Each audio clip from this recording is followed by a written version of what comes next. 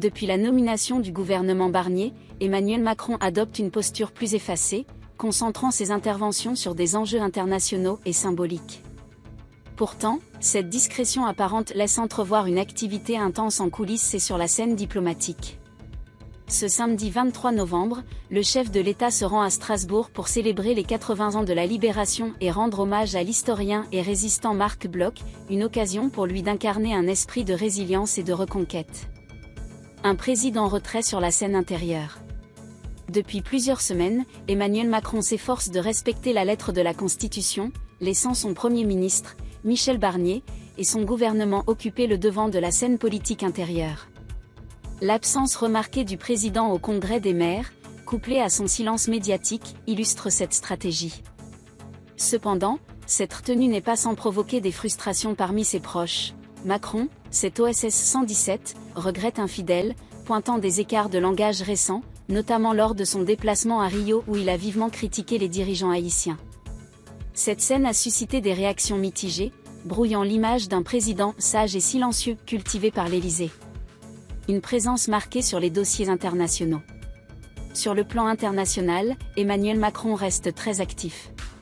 Après un déplacement en Amérique latine, il s'apprête à visiter l'Arabie Saoudite début décembre. Ses engagements diplomatiques, qui incluent des discussions sur le Mercosur et la Russie, traduisent une volonté de renforcer son rôle de leader global tout en gardant un œil attentif sur les enjeux intérieurs.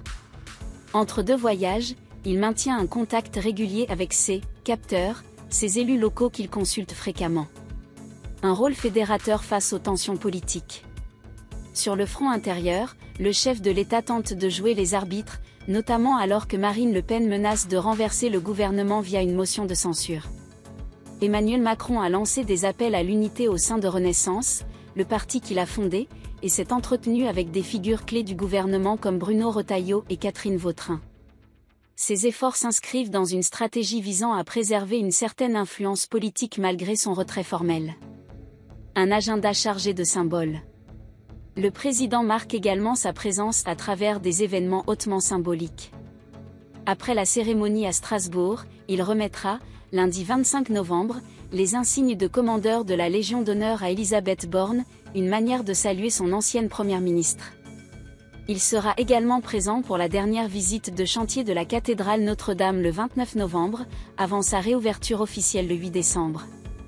Ce moment servira à souligner un succès français et à réaffirmer son engagement à tenir la promesse de reconstruction en 5 ans. Une ombre portée sur la vie politique. Malgré son retrait apparent, Emmanuel Macron reste omniprésent dans les discussions et les débats. Selon un proche, le président incarne désormais une ombre portée sur la vie politique française, un rôle subtil mais central, oscillant entre conseiller stratégique et figure fédératrice. Son défi dans les semaines à venir sera de concilier cette discrétion institutionnelle avec une influence durable, dans un contexte de tensions politiques et de défis internationaux majeurs.